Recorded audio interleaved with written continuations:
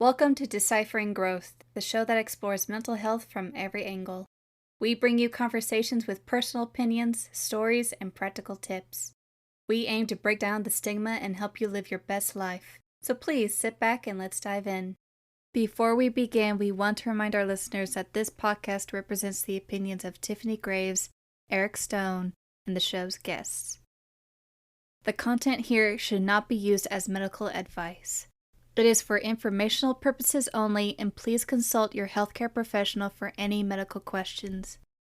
Views and opinions expressed in the podcast are our own and do not represent that of our places of work. This podcast should not be in any legal capacity whatsoever, including but not limited to establishing a standard of care in a legal sense or as a basis for expert witness testimony. There is no guarantee regarding the accuracy of any statements or opinions made on the podcast. In no way does listening, reading, emailing, or interacting on social media with our content establish a doctor-patient relationship.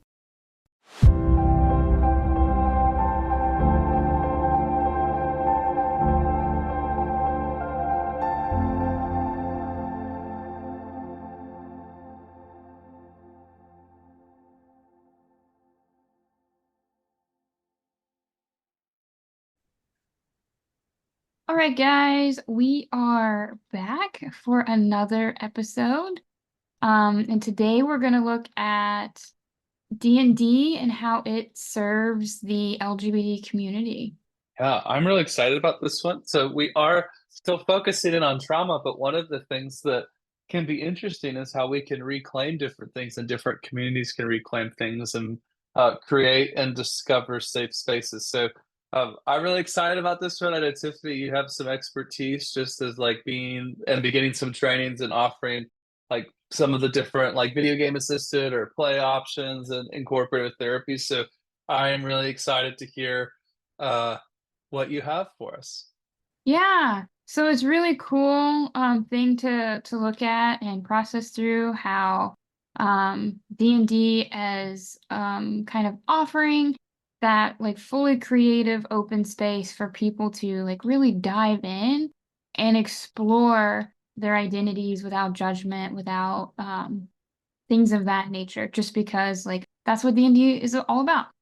Exploration and kind of, finding yourself, so to speak. So it's a really cool space. I don't know if you have that kind of like jives or No, I think it's great. I mean, I think I don't want to steal anything because honestly, I'm really excited for everyone listening to get to hear this. This is Tiffany is very passionate about some of these things, much more of an expert than I would say myself. So I'm kind of holding back, Tiffany, because I don't want to step on any of your toes with what no, you totally. kind of have to share. But one of the things I'm really excited about is that, just tabletop games and and I'm gonna have to check my ignorance, but there's a lot of different options, but how they are such a great avenue for exploration and also expression of different things. And so how there's been this movement within parts of the queer community to kind of use this as this way of engaging with other parts of their community, but also just to kind of explore and create safe spaces. But again, I want to open it to you, Tiffany, to just kind of start us off with where you want to focus us at. Yeah. So, where to focus? That's a hard one. I think the biggest thing is just like the open space, like having that open space to like fully dive in and like be explorative of like what's going on in that space and kind of looking at all of the options. So traditional D&D wasn't exactly created to be friendly in any sorts. There's a lot of racism and stereotypes in classic D&D. But one of the more powerful aspects of D&D is the storytelling aspect, which we know is narrative therapy, where you get to reframe your personal stories to better understand and overcome your trauma. By creating and guiding your character through challenges and triumphs, you can process through real life trauma in a symbolic words and controlled manner. So that's kind of one of the big aspects. So if someone like just so we kind of specify, so like D and D, if we're talking Dungeons and Dragons and tabletop games, there's none specifically designed to maybe incorporate the theme or identity of like LGBT, but it can be something where one could engage with it and kind of incorporate that part of their identity. Is that fair to say? Yeah, so there's not a lot of campaigns that are geared towards the LGBT community. However, there are a lot of upcoming new campaigns and individuals in the field that are working to make that more accessible to that population. Okay.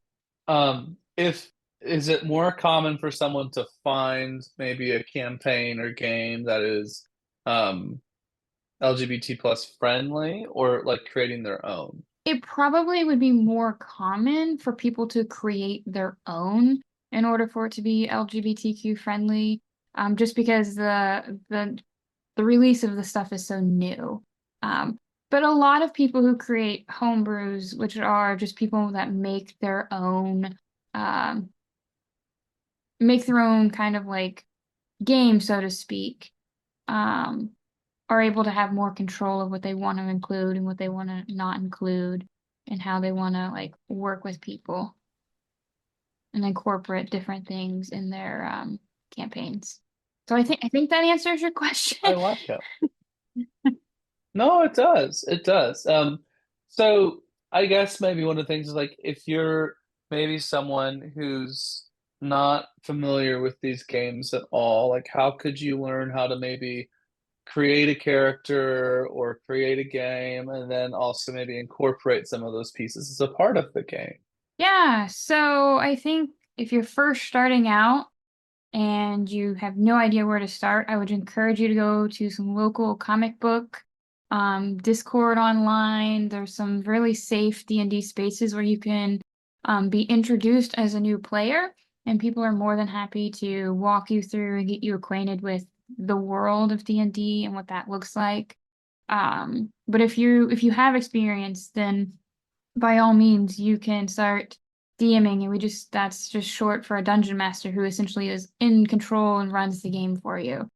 Um, so you can go ahead and start running your groups and start, sharing that experience with everyone. I think the biggest thing that is new and upcoming is that people are starting to do consent forms with their games just to find a middle ground of like go and no-go topics, which just means topics that like everyone feels comfortable talking about, and then topics that everyone like has deemed like, no, I don't want to talk about this because it's too triggering, and we don't want to trigger the group. So that is like more of a norm for like maybe just even a typical group. So maybe it's not even, hey, I have to search a mental health informed group. I could just be like, hey, I'm looking for a campaign, and the dungeon master could be like, hey, here's our consent form. Any questions? Or like that's more of a normal experience than a atypical experience now. Yeah, it is becoming more of the normal experience where DMs are trying to make sure they're running groups in a way that is collaborative and protective of everyone involved, just because it's becoming such a big popular thing, and we don't really want to continue to keep the rep that it had back in the 80s. I love that. Um, so it sounds like there's ways where things are getting better. Is there anything that you think could maybe make any changes that have made things difficult to be like a mental health safe space, or maybe a trigger free zone for is there anything that's like not uh been a positive step in that direction that you can think of, Tiffany? Um, I don't really know of any negative steps that are being taken. Like a lot of the community that I am involved with my trainings and that are trying to like expand, a lot of them are a part of the LGBTQ community, and they're really working hand in hand with DMs and dungeon master creators to like really create a more wholesome and encapsulating world for everyone, and kind of moving away from what was created in the I want to say 80s, but it might even been earlier than that, of where women were very stereotyped, women actually had disadvantages character-wise over male characters, and kind of really just moving away from some of that negativity and racism that are originally were in most of the campaigns. So are there holdouts within Dungeons and Dragons of trying to use the original stuff versus changing with some of the new additions to make it a more inclusive space? Um, yes and no. Like some people are really working to um create their own so that things are more inclusive, but a lot of people are also like they don't have the time to do such in-depth creation. So they're taking like old modules and just like kind of editing out the negativity, the racism. I mean, that's something I recently did in one of the campaigns I'm running. I like kind of cut out all the racism and cut out all the things of like stereotype towards certain classes and races within the module and just saying like everyone is equal and kind of that thing. And like I removed religion. And that's not to say that like I have anything against religion, but there were some people in our group who identified on their consent form that they're not religious. So I like revamped that so that we worded it in such a way of you're allowed to be spiritual in a way that makes sense for you, so that you don't feel forced into choosing a religion that you may or may not feel comfortable following through on. Wow. Well, it sounds like you're running a really ethical game in campaign, Tiffany. I'm trying. I'm trying. There's definitely some bumps. Uh, we definitely do some unethical things, but I mean, um, it's a friends group, so it doesn't. I don't hold it to the same standards I would as a therapeutic group, mainly because like I have a better understanding of where my friends want to go versus if it was a therapeutic group, the lines would be a lot more strict in terms of like what we could and couldn't do and how we would handle things when people tried to go off script in terms of being like inclusive and harmful to others. Well, I think this is a really nice discussion. I think, while you could do something therapeutically or at that level, it also can be like a personal outlet. And I think that can be just a lot of fun for people to engage in. And so if people are looking just to get loosely started with this, Tiffany, because I know a lot of folks are like, hey, it's really hard to start a hobby, learn about something I don't have any knowledge about. What would you suggest someone do to get started, with D&D? Yeah, so if you want to get started, you can, depending on the type of campaign you're looking for, you can look for local groups. If you just want a more fun, down to earth, you're not interested in the therapeutic aspect, you can also look in your, I hate to say Psychology Today. I wish like I could find like I know there's other platforms, like Therapy Den. I'm not trying to like promote any of those, by the way. But like, yeah, being able to Google kind of some therapists who like express that they work with D&D, and they use games like therapeutic games in their sessions. If you want to do that aspect of therapy and D&D together, um, yeah, it's out there, but it's for sure kind of more of a hidden aspect.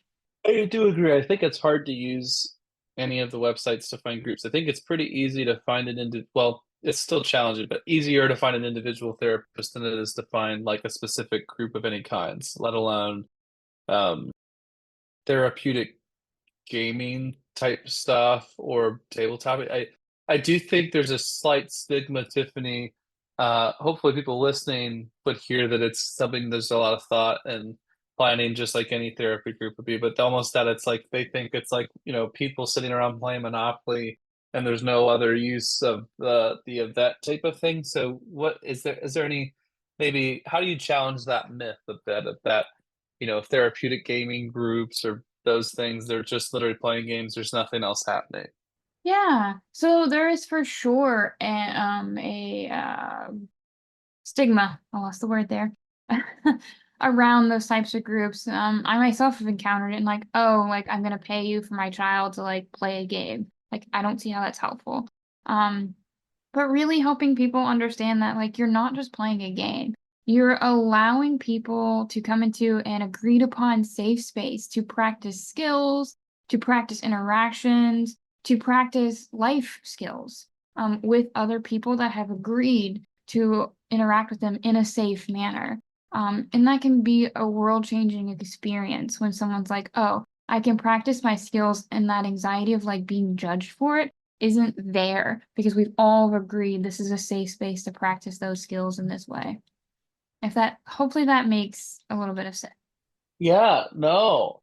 I mean, I think that's really important. It sounds like people just kind of maybe need to watch a info video or maybe read more information, not just maybe judging it with what they think without looking into it. Yeah, yeah. And I think there is still a lot of stigma around D&D, and it's going to take some time for people to explore and see that there are different ways in which that modality can be used.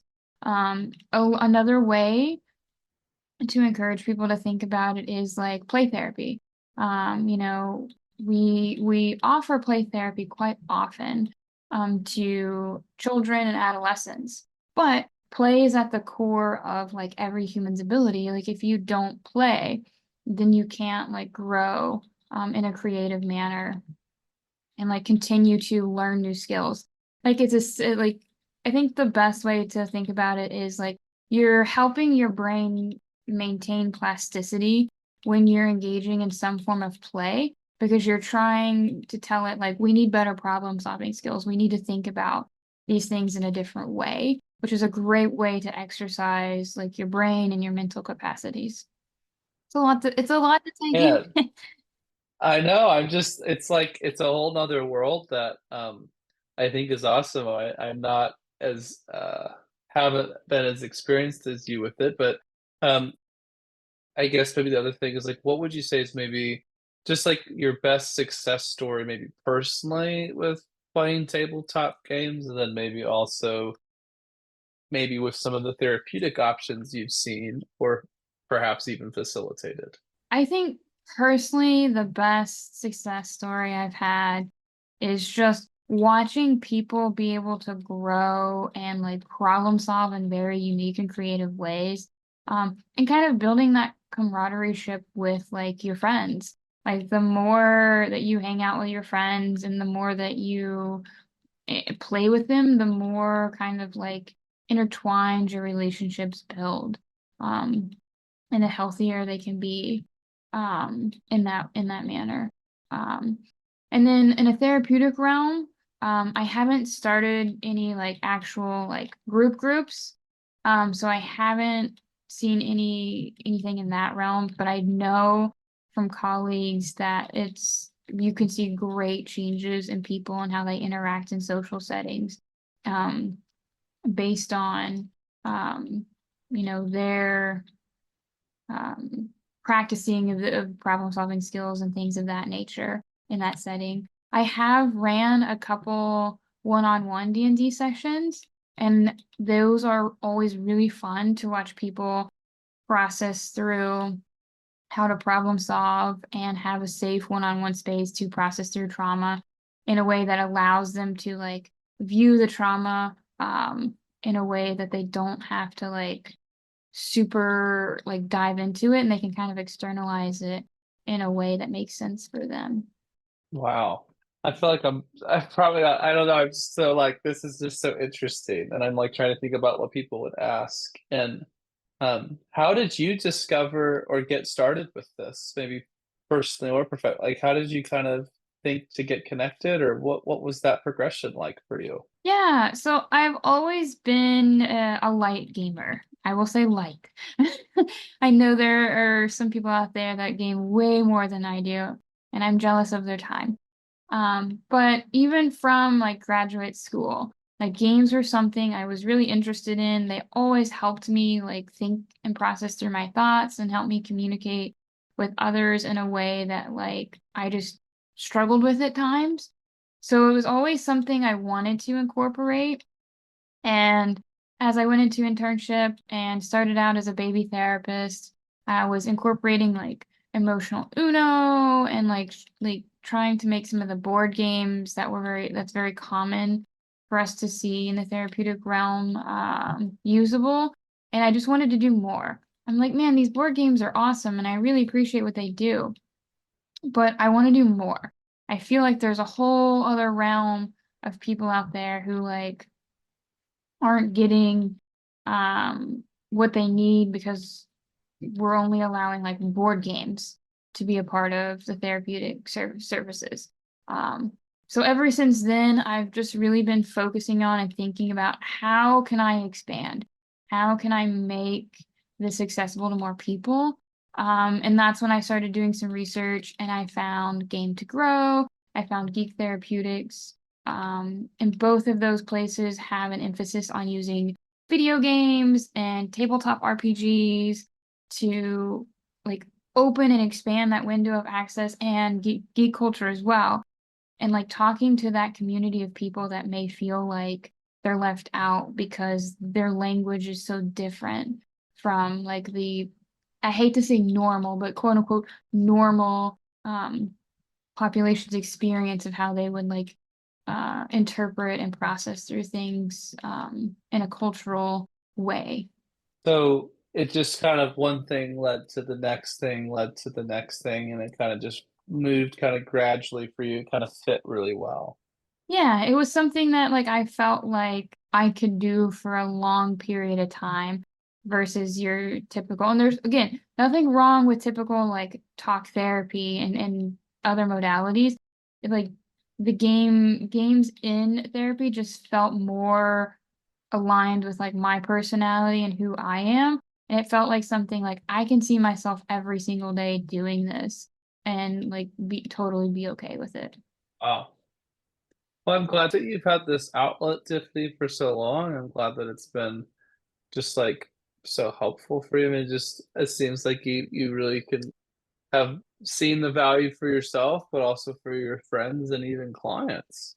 Yeah, and it's something I'm excited to finally be able to share with everyone. Oh, is there anything that you were like, hey, I want to talk about this with this topic, or is there um anything I haven't asked you about, or anything you're like, oh, okay, this is something I wanted to make sure to talk about because I know we both prep different things to talk about. Yeah, topic wise, I'm actually a little bit interested in your perspective because you have a different perspective than I do. Being that you you have a little bit of a different uh view into the bubble in terms of like what maybe were some um stereotypes or thoughts that you had coming into this that you were kind of hesitant or wanted to ask and haven't asked or curious about? I never in a million years would have guessed that there are consent forms for a group like that. That actually is one of the coolest things I've learned in a really long time. So like I think we've shared this before, but Tiffany and I don't like record multiple versions of this. Like we we have a plan for what the topic is, but we try to make it authentic because personally Tiffany and I both think it's more interesting to have a real conversation about something that's kind of prepped. Um so the consent form piece I think is incredible, and I think wow, um I'm picturing clients in my head, I'm picturing people in my life in my head where I'm like they would really benefit from uh like a literal tangible way of like, hey, this space is going to stay within these realms kind of thing. So I think that's incredible. I have always found it really interesting, but I remember the circles I grew up in, it wasn't as common to be as into video games as I wanted to be. Or something. So I have this is gonna date me for just a second, but there was this computer game, and back in the day, if there's any young listeners, I don't know why there would be, but if there are, you had to plug in CDs to the computer, and there weren't laptops. This was like they're all desktops, giant monitors. I'm just sounding older by the minute. And there was like 8 discs, and it depended on which section of the game and map you went to, you had to plug in the disc. But this game was Baldur's Gate 2, Shadows of Anne, I believe, was like the game, and this game I thought was incredible. I was not very good. I did not make it very far, but I played it a lot, and I remember thinking it was great because I played a thief, and, when you're 10 years old, 11 years old, and you're playing a game where you can be a thief, it was just really interesting to have that experience to explore, uh, that world, and so for some of you who don't know, this game is based in Dungeons& and Dragons, and so it's basically like a computer game version of the tabletop game. But I just thought how cool that was. I was like, wow, I can play this thing, I can learn things, I can explore. And it was this great thing where I could be as involved or uninvolved as I wanted. And I think there's just some great freedom. So this past year, there's been a new Baldur's Gate game that came out the past year. It is um, absolutely incredible.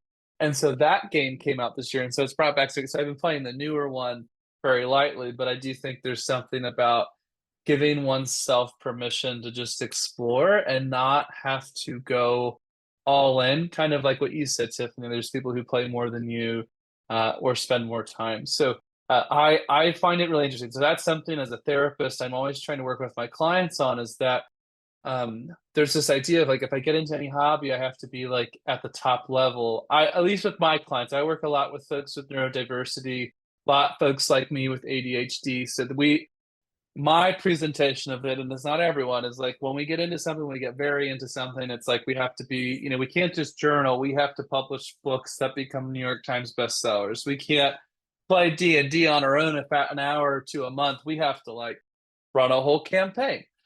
So that's what I think is interesting. So I think it was cool to hear just from your perspective, Tiffany, how people could learn and grow a little bit more. So that's my experience and kind of questions. So I found it really interesting just to kind of hear your perspective, but also like how much goes into running a therapeutic one. Yeah. Well, and also hearing you talk about the Baldur's Gate 3. It's actually one of the games that I've been working to try and get kind of figured out in terms of how to use because of the and maybe you've encountered this and just haven't thought about it when you've played, how the interactions between NPCs can really like put into skills those social skills questioning of like, oh, do I really want to do this? And then allowing people afterwards to evaluate, oh, was it worth choosing this decision with this character? And do I like how the relationship developed? That's wild. So Yeah. this is beyond my head, Tiffany. I'm just like, I don't even know what that means, but I think that's cool that you know what it means. Yeah. So it's no different, and like from my perspective, and some people may or may not agree with it, it's no different than role playing. And instead of like me and the client doing, I'm having the client do with an NPC. And they kind of get to have a little bit more control and figure out like, oh, how do I want this role play to go? And afterwards kind of evaluating, did the role play go the way I wanted it to go, or did it go negatively? And what could I have done differently? Wow. Well, Yeah. It's I powerful love it. and it No, makes me excited. I think this is a great topic, a creative one. And so Tiffany, thank you for kind of like bringing it to our attention as an option for discussion. Anything else, just as we're kind of shifting out of the space, anything else that you were like, yeah, I kind of wanted to make sure I brought this up today? Yeah, the last thing I kind of want to wrap up with is there are many organizations and therapists that use D&D groups. Helping connect with them can be difficult, but please don't give up if that's something you're interested in. And then there are many online communities like Twitch and YouTube host live and sometimes recorded D&D campaigns featuring LGBTQIA characters, and they help to foster a broader community. Sometimes you can interact with and like even play a part in those D&D campaigns. So there's a lot of different ways you can get involved. You don't have to strictly take the therapeutic route if it's not something you're interested in. Thanks for tuning in to this week's episode of Deciphering Growth. We hope you found our conversation helpful and insightful. Subscribe to our podcast for more episodes and check out our Patreon for more content. Don't hesitate to contact us on social media if you have any questions or comments. We'd love to hear from you. Until next time, keep growing.